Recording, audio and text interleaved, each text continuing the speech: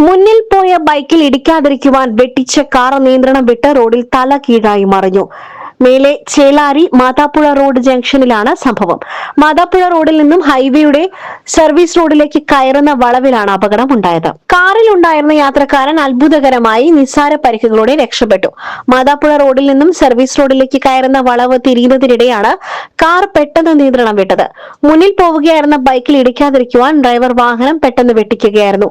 ഇതോടെ നിയന്ത്രണം പൂർണ്ണമായും നഷ്ടപ്പെട്ട കാർ റോഡിൽ തല കീഴായി മറിയുകയായിരുന്നു.